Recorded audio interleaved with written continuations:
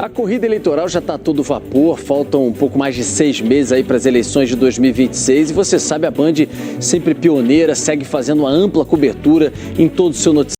Conhecer ideias, projetos dos candidatos, nesse caso aqui hoje do nosso programa, a Presidência da República, discutindo aí o futuro do Brasil. É por isso que esse é um programa de canal livre especial de eleições nesse domingo e a gente convidou mais 2 pretendentes ao Palácio do Planalto. Estão aqui com a gente o ex-deputado federal e ex-ministro que concorre pelo Democracia Cristã, Aldo Rebelo. Obrigado, Aldo, por estar conosco aqui essa noite.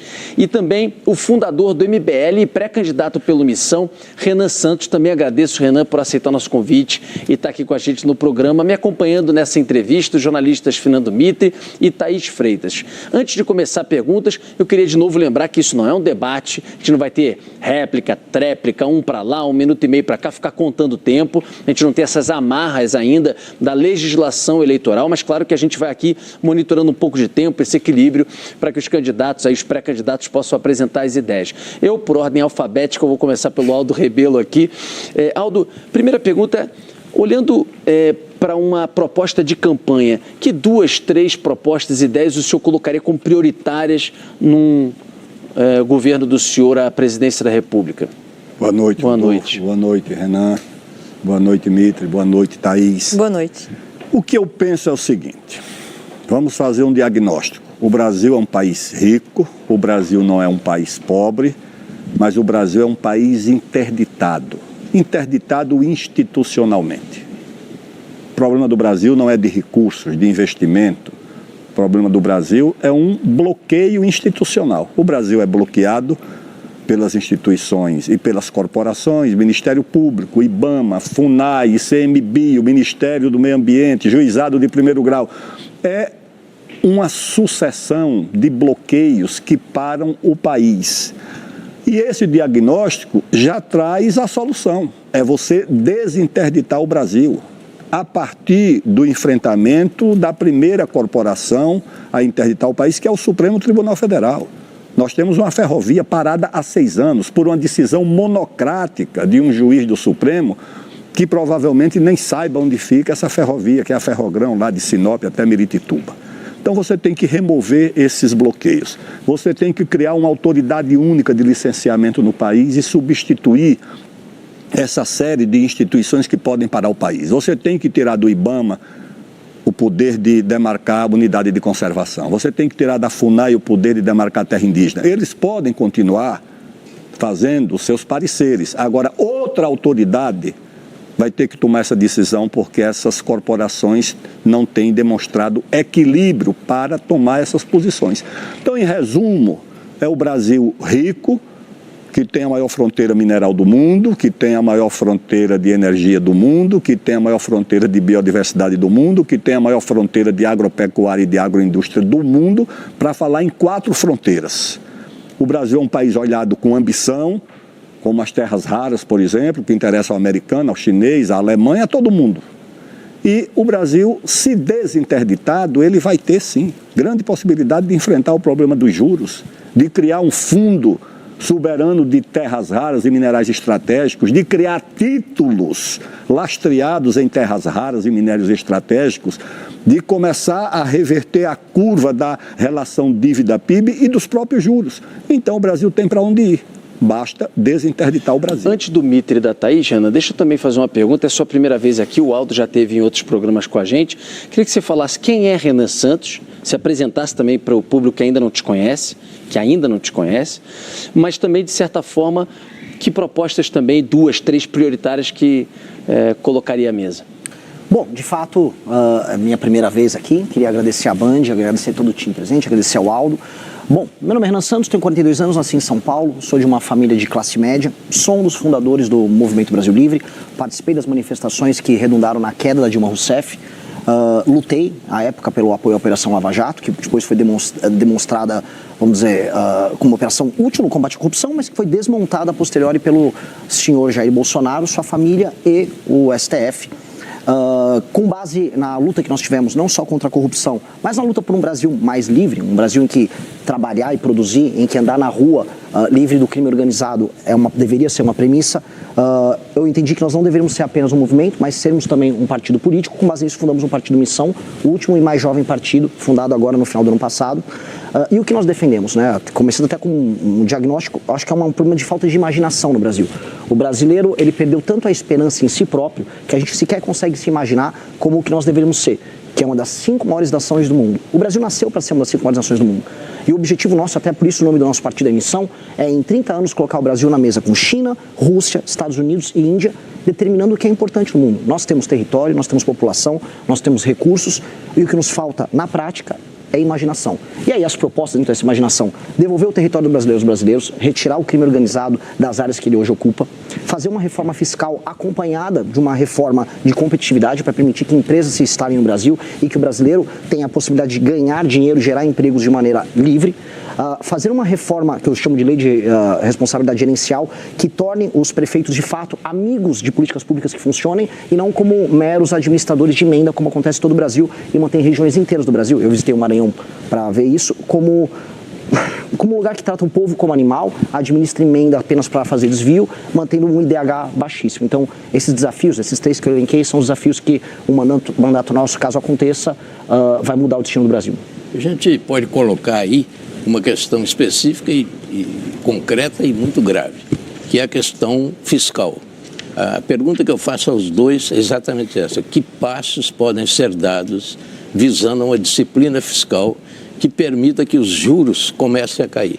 Porque o Brasil vive esse drama, as empresas vivem isso, os consumidores estão endividados. Por quê? Tem o juro e atrás do juro tem a questão fiscal. Que posições objetivas os senhores têm para combater objetivamente isso? Eu começo, Aldo?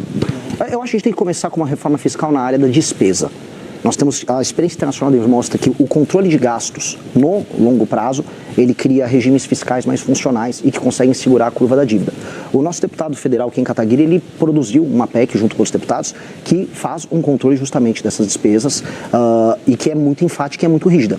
Essa reforma, ela endereça não só privilégio do judiciário, mas endereça questões como, por exemplo, indexações que envolvem BPC e aposentadoria, renúncias fiscais de lobbies poderosíssimos. Essas renúncias fiscais têm um impacto fiscal gigantesco. Ela endereça questões que envolvem a reforma da Previdência e certos privilégios que existem dentro do regime previdenciário brasileiro e que, caso passe, uma expectativa de em 10 anos você tem uma economia na casa dos 3,3 trilhões. Lógico que todo o Brasil, toda reforma tem algum tipo de mitigação, né? Mas se a gente falar em 3,3 trilhões, a gente fala num controle, nessa curva galopante da dívida que a gente tem, e aí a gente passa a falar em redução de taxa Selic, maior espaço discricionário para investimento por parte da Presidência da República, que hoje não tem basicamente espaço para investir, para gastar, e aí sim a gente começa a falar de juros que fazem com que o empreendedor e o cidadão possam, investir mais na produção e o outro construir mais. E aí a gente começa a endereçar outros problemas brasileiros importantes. Aldo. O país vive aquilo que os economistas chamam de voo de galinha, que é o voo curto e o voo baixo. O atual governo tem 2 políticas econômicas. Uma é aumentar a despesa e a outra é aumentar imposto para pagar despesa em ano eleitoral.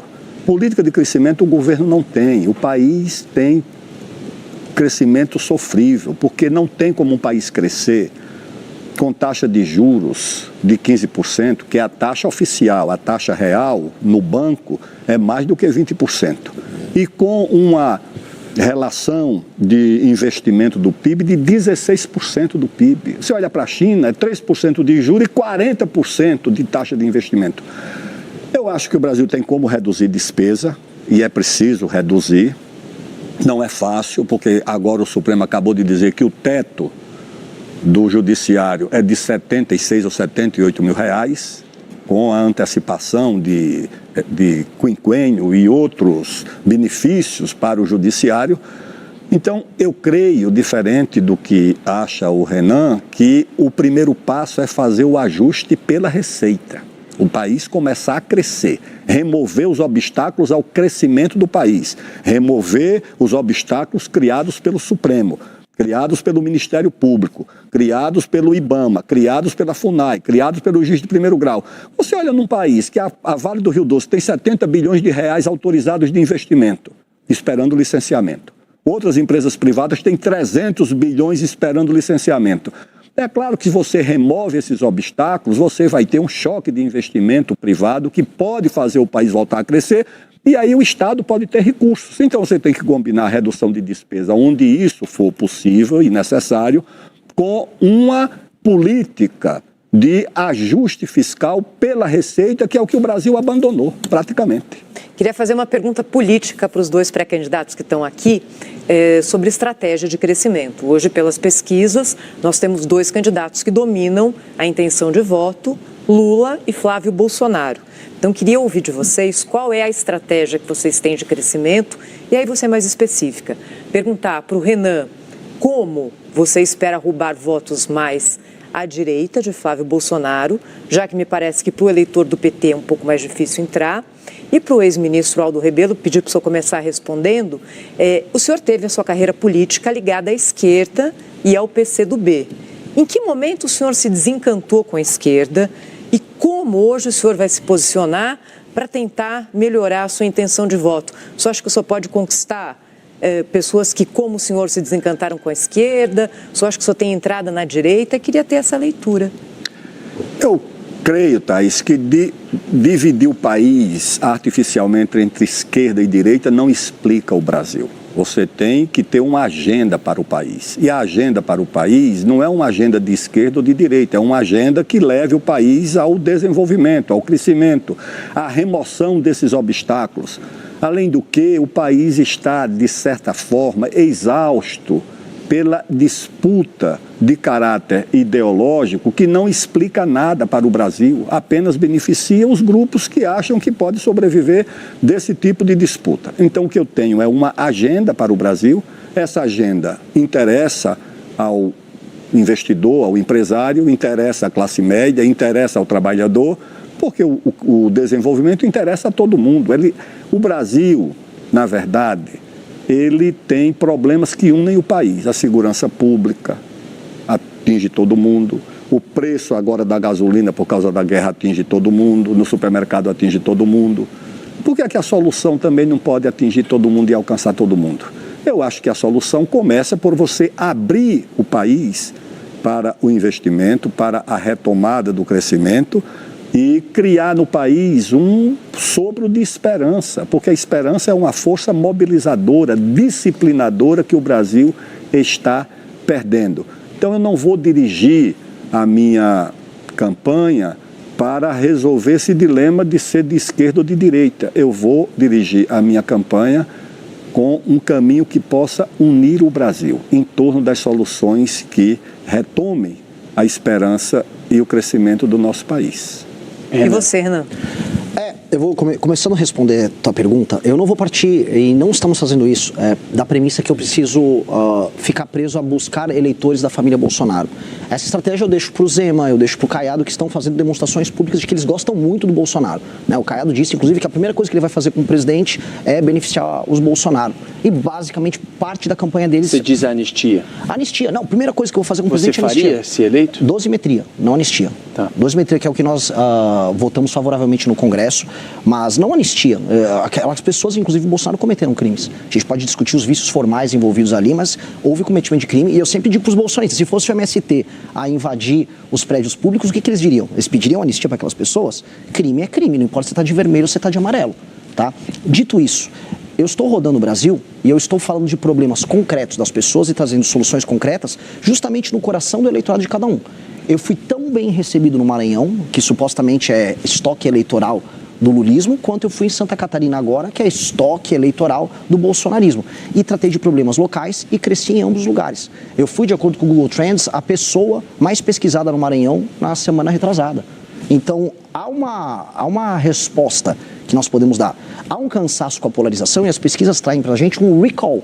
Ou seja, o top of mind, o nome que vem na cabeça das pessoas quando elas imaginam eleições, ainda é o sobrenome Bolsonaro, agora com o Flávio, e o nome Lula, com o atual presidente da República. Mas os mais jovens, que já estão alheios a isso, eles estão procurando outras alternativas. Quando você coloca entre os mais jovens, eu estou com mais de 20%, de acordo com a pesquisa Atlas, e quando a gente separa os homens jovens, eu estou com mais de 30%. O partido que eu montei, o Partido Missão, ele tem 5,8% de predileção entre os brasileiros, e quando eu puxo entre os mais jovens, chega a quase 30%. Qual é o recado disso? As pessoas que não estão, vamos dizer, presas num debate público que está há 6 anos só falando de Bolsonaro, Lula e STF, elas querem soluções para segurança pública, ausência de emprego, ausência de expectativas, falta total e completa de infraestrutura urbana. E essas pessoas não vão falar, qual o problema disso? O problema é o Lula. Não, o problema é o Bolsonaro. Então, quando eu estava no Maranhão, pegando estradas esburacadas e vendo as pessoas dividindo comida com urubu, como eu vi em Pinheiro, terra lá do Sarney, as pessoas não estavam ali, sabe, isso é culpa do Lula, do Bolsonaro. As pessoas, como é que você vai resolver o urubu que está do lado da minha casa? E ao tratar desses temas, aí sim, entra a questão de comunicação de maneira inteligente, a gente cresce. Então, o meu objetivo é fazer isso. Eu vou entrar no coração do bolsonarista e no coração do lulista falando de problemas concretos para eles. Vai lá, Mita, pode ir. Eu queria já levantar a questão da segurança, que é fundamental nessa campanha eleitoral, não é? E as pesquisas mostram que esse tema, ele vem, e quando eu falo das pesquisas das últimas eleições, das penúltimas e tal, esse tema vem crescendo. E agora virou prioridade, às vezes está junto com o preço da comida ali. Então é um tema que pode ser decisivo nessa campanha eleitoral. E frases de efeito, etc., como nas campanhas anteriores, não vão resolver mais. O telespectador, o eleitor, ele vai querer soluções concretas. Eu queria saber, primeiro perguntando ao Renan o seguinte: é preciso que haja um combate organizado e integrado contra o crime organizado, que está mais do que integrado, organizado, etc. As forças legais não estão fragmentadas. Tem aí um projeto aí que não uniu o país, não uniu as lideranças políticas e muito menos os governos. E sem essa integração, esse combate não terá resultado positivo. E eu queria perguntar primeiro ao Renan qual é o plano que ele tem para juntar essas forças para combater de fato o crime organizado, que está ganhando a guerra. Muito bem observado, Mitri, eles estão ganhando a guerra e eles estão ganhando por WO, porque o outro lado não responde. E essa é a reclamação de todas as forças policiais.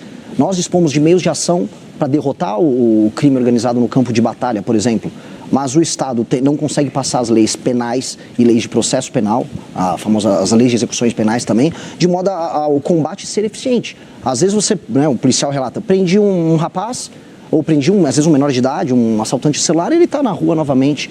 Logo em seguida, houve aquela operação no Rio de Janeiro que foi tão comentada, e logo em seguida o Comando Vermelho permaneceu com o controle sobre o morro.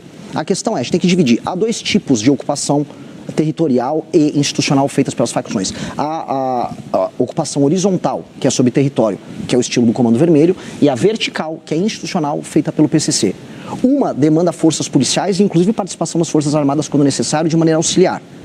Outra demanda inteligência, COAF, Polícia Federal, instituições da República, de modo a desmantelar suas operações. E nós temos que saber usar isso de maneira inteligente. E fora isso, nós temos que fazer, é o que eu estou defendendo já há pelo menos 1 ano e meio, quase 2 anos, trazer para o Brasil a ideia do direito penal do inimigo, que é qualificar de maneira especial pessoas que fazem parte dessas organizações criminosas que não reconhecem a autoridade do Estado como inimigos do Estado brasileiro, e a lei para elas funcionar de maneira diferente. Isso é um instituto que vai permitir que as forças policiais e as forças de justiça nossa tratem estes inimigos do Estado, que são as facções criminosas, como eles precisam ser tratados. Porque hoje eles se utilizam de direitos e prerrogativas de modo a basicamente se manterem alheios à mão pesada que o Estado tem que ter para enfrentar eles, e manter milhões de brasileiros num regime paralelo, num Estado paralelo, que retira destes brasileiros seus direitos humanos. Renan, isso que você está falando, quanto se aproxima, por exemplo, do modelo de segurança pública de El Salvador, que é tão comentado hoje em dia? A gente teve em El Salvador, no ano de 2024, a gente conheceu, a gente viu de perto como é que é o modelo de funcionamento deles, e ele aplicou algo similar, que é o entendimento de que as facções, os grupos criminosos, que a gente pode qualificar como terrorista, aí é uma questão de nomenclatura, eles estão atentando contra o Estado de Direito, e portanto o Estado de Direito ele tem que ser instrumentalizado com todas as ferramentas para retirar determinadas prerrogativas desses caras, dessas lideranças do crime organizado, e colocá-los rapidamente na cadeia. Ele estabeleceu um regime especial, eles chamam lá de regime de exceção, e com base nisso ele desmantelou todo o crime organizado em El Salvador e tornou El Salvador o país mais seguro das Américas. O instituto que ele utilizou dá para ser utilizado aqui, e nós podemos utilizar outras estratégias também de combate, dado que a situação brasileira é diferente. O Brasil tem modelos diferentes de ocupação. Um exemplo, o PCC, para falar nominalmente, não estava presente em El Salvador, não havia uma versão do PCC lá. O combate ao PCC vai estar diferente do que eles fizeram no El Salvador. Nisso, a estrutura do Estado tem que ser utilizada de maneira diferente também.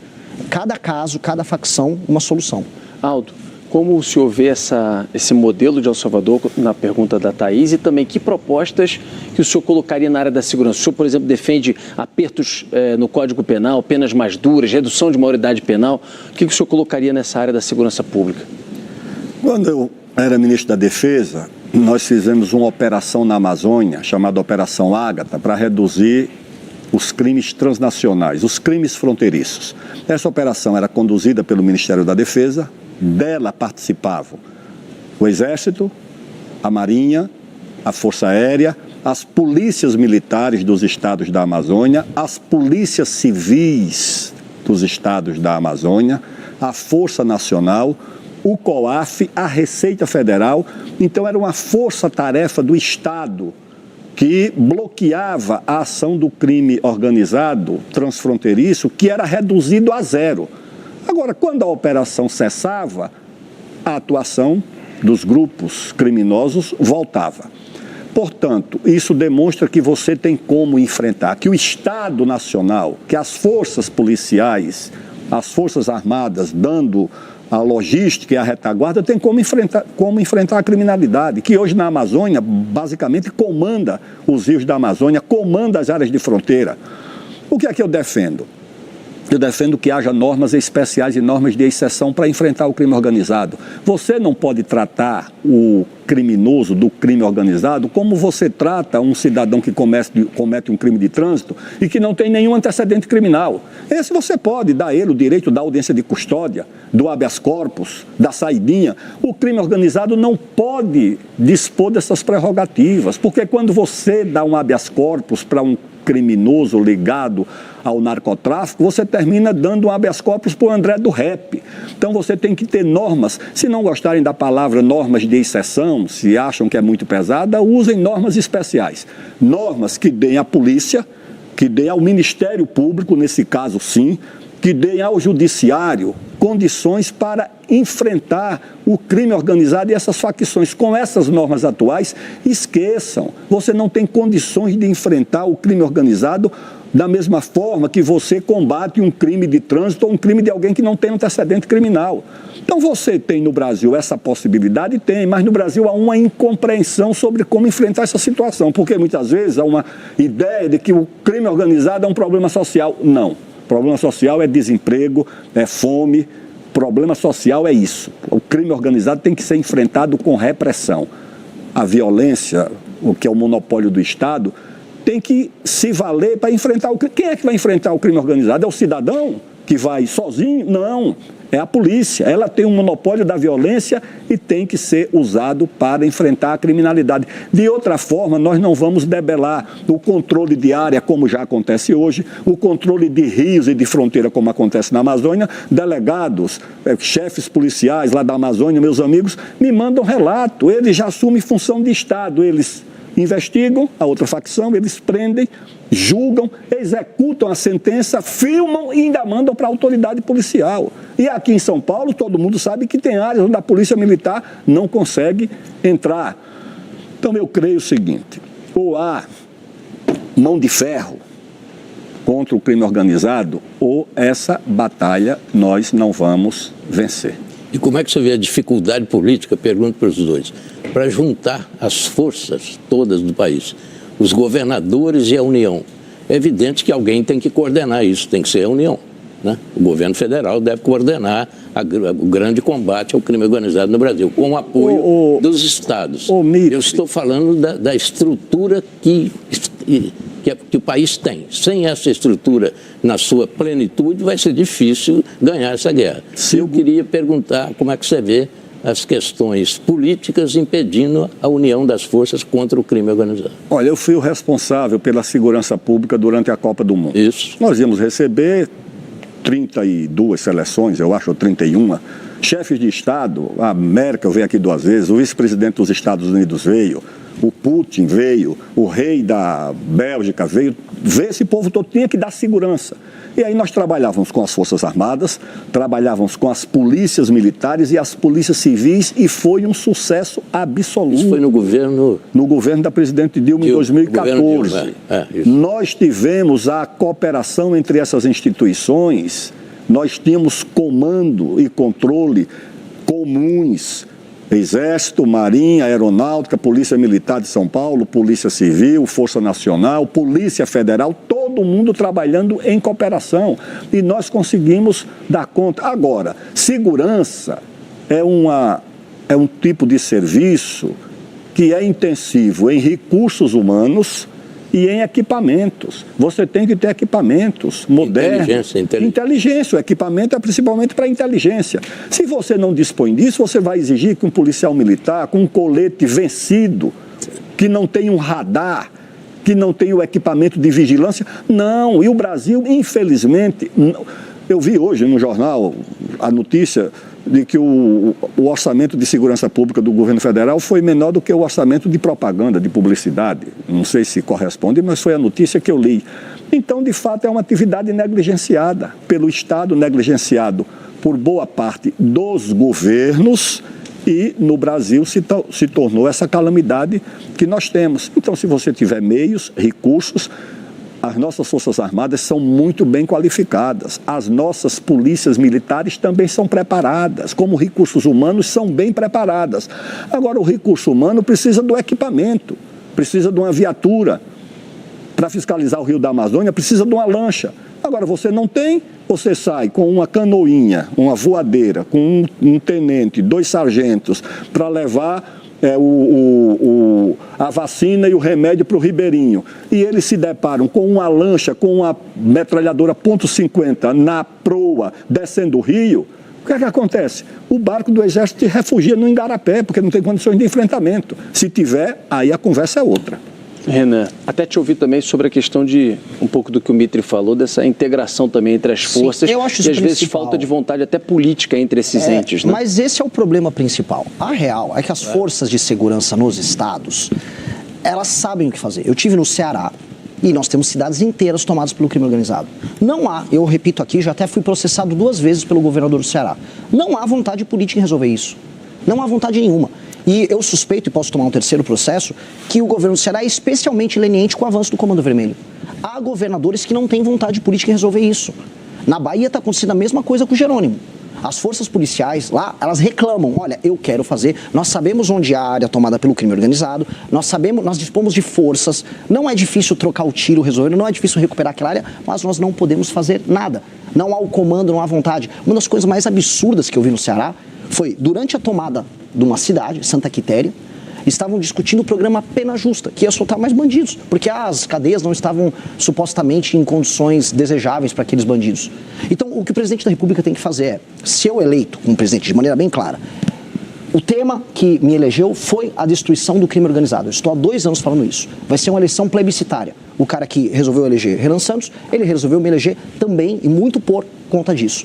Então, chegando lá, os estados que não decidirem cooperar, dado que estamos falando na tomada de espaços do território brasileiro, nós vamos fazer um estado de defesa específico nesses estados e municípios.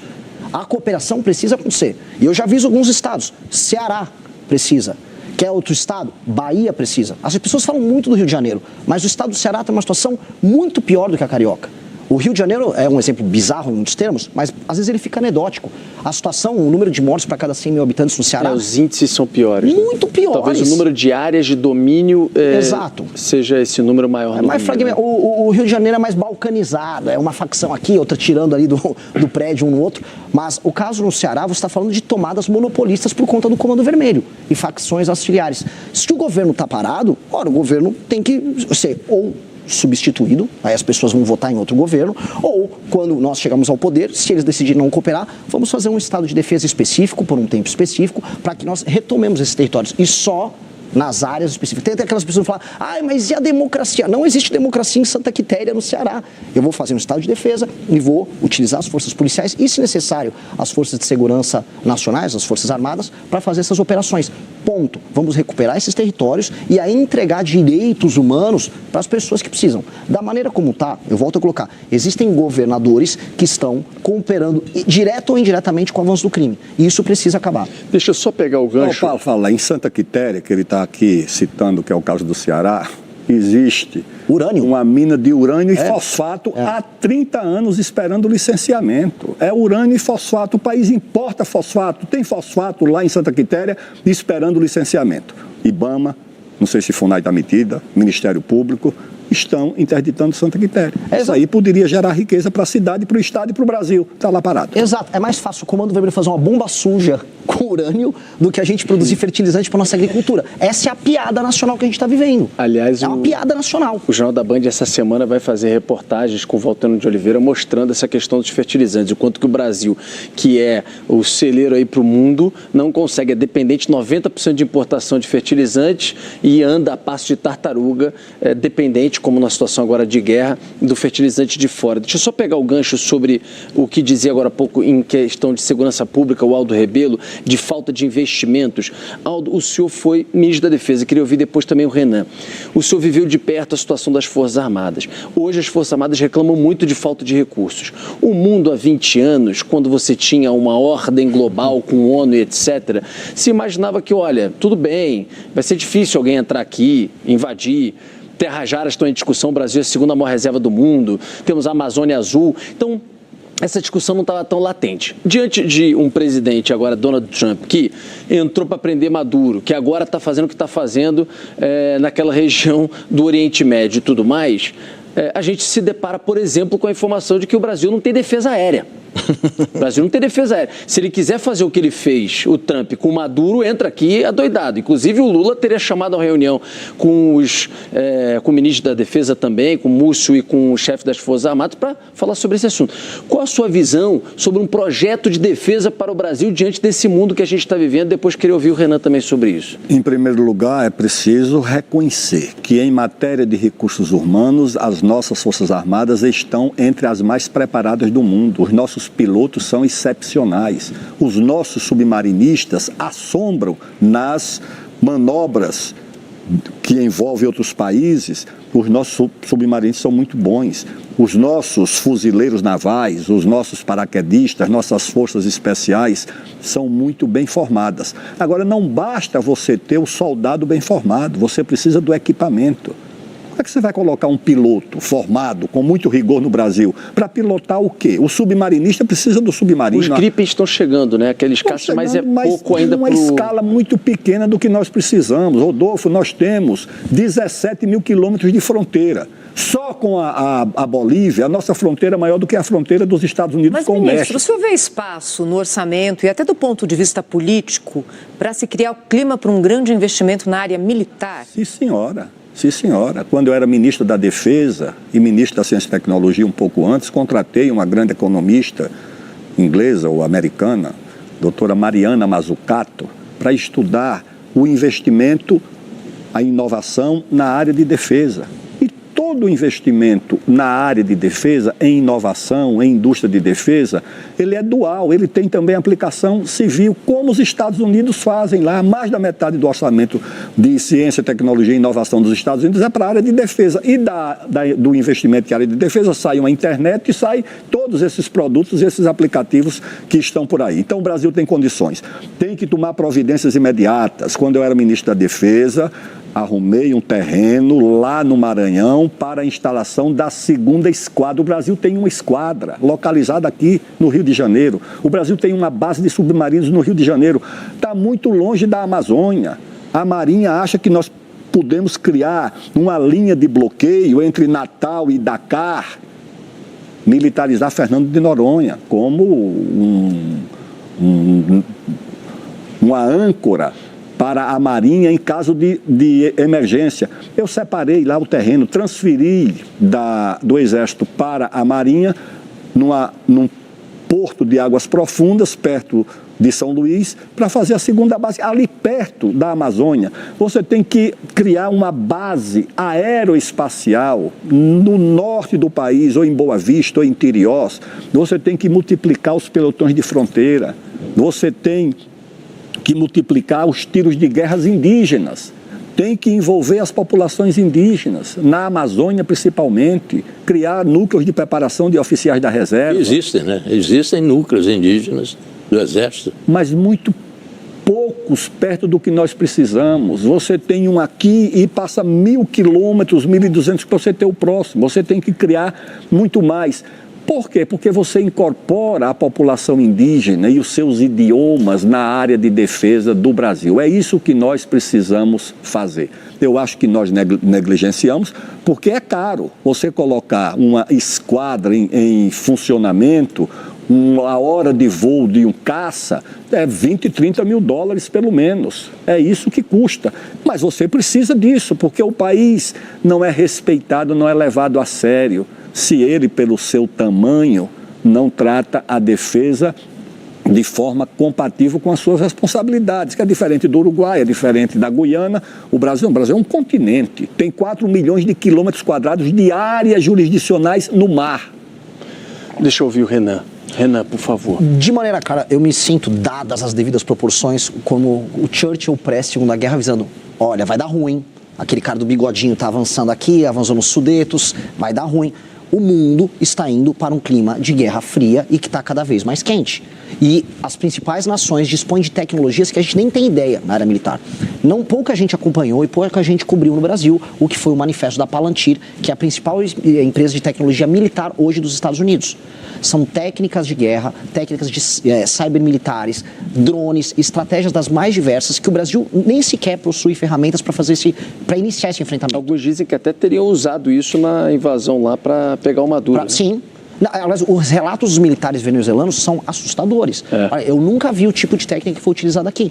Nós não temos hoje condições de defender o nosso próprio território num conflito. Só que o nosso território é cobiçado. Como você colocou na sua pergunta inicial, nós dispomos das terras raras, de recursos naturais, água, território, solo fértil, e nós somos um terreno em disputa. A China estava tentando fazer sua ocupação geopolítica aqui na América Latina, e os Estados Unidos nos veem como reserva estratégica. Então nós estaremos no meio desse conflito. E é um conflito que vai chegar para as Américas, e nós temos, por necessidade, se quisermos manter o nosso território de dimensões imperiais, continentais, temos como necessidade nacionalista manter o nosso país íntegro, se defendendo usando o que há de melhor em técnica. E nós temos uma oportunidade que, assim, foi nos dada por Deus, que foram as terras raras. Boa parte dos equipamentos militares de última geração, a indústria de semicondutores, os drones, esses equipamentos necessitam das terras raras. E nós estamos discutindo agora para quem a gente vai vender a terra rara. Nós temos que ter uma agenda de competitividade, ter, como ela trouxe, um espaço fiscal. Por isso que eu falo muito de reforma fiscal na área da despesa. Tem que ter uma reforma fiscal na área da despesa para sobrar dinheiro para a gente fazer os investimentos corretos. E com base nisso, negociar com os Estados Unidos ou com a China, ou quem for, não só a produção das terras raras e a exportação delas, mas trazer a indústria de semicondutores, trazer a indústria bélica, fazer acordos de transferência de tecnologia, e aí a gente começar a construir uma indústria de defesa de alta capacidade para que o Brasil possa se preparar para o mundo novo que vem aí. Esse mundo novo que vem aí não vai ter o Brasil só como um espectador. A nossa estratégia de sobrevivência nesse mundo é diferente. O pacto, como você colocou, pacto pós-Segunda Guerra Mundial, o multilateralismo, os organismos internacionais, tudo isso estão sendo relativizados. A gente está vendo isso na Ucrânia, viu na Venezuela, vai ver provavelmente em Taiwan. E nós temos que agora estar pronto para esse mundo. Esse mundo é um mundo que pode ser muito cruel com o Brasil. Renan, eu preciso chamar aqui o nosso intervalo, mas só para complementar uma questão, a Thaís perguntou sobre como também subsidiar isso, né? Esse aumento de investimento em defesa. O senhor acha que às vezes, por exemplo, a exploração que ainda não aconteceu, regulamentar e explorar mais terras raras, você pode pegar uma parte desse dinheiro e direcionar para investimento em defesa? De onde você acha que pode vir esse recurso, que realmente não é pouco, para o investimento nessa área? Eu vou mais longe do que isso. Não é apenas, por exemplo, pegar um pedaço dos royalties e direcionar para a área de defesa. Eu estou falando de montar uma cadeia de indústria bélica no Brasil com transferência de tecnologia. O Brasil é o segundo lugar no mundo com mais reservas de terras raras. Portanto, usemos isso como barganha. Tal qual o Vargas soube utilizar durante a Segunda Guerra Mundial a barganha do peso do Brasil para a instalação de indústria siderúrgica aqui. A CSN lá em Volta Redonda. Exato, precisamos utilizar isso como barganha para nos posicionarmos. E é urgente. O problema é que no debate público no Brasil, os dois principais candidatos não falam disso. Um só fala em soltar o pai e outro fala em pé de meia. Enquanto isso, daqui 30 anos, talvez não tenha país para soltar ninguém nem para botar pé de meia. Queria agradecer nesse primeiro bloco ao Renan, Aldo Rebelo. A gente está aqui conversando, fazendo uma entrevista com os dois pré-candidatos à presidência da República, nesse canal livre especial aqui de eleições. A gente vai para o intervalo e a gente volta já. Não saia daí que o programa está debatendo diversos assuntos e a gente tem muitas perguntas na manga ainda. Até já. Gostou do vídeo? Deixe o seu like, inscreva-se em nosso canal e compartilhe com os amigos. Nos vemos no próximo vídeo.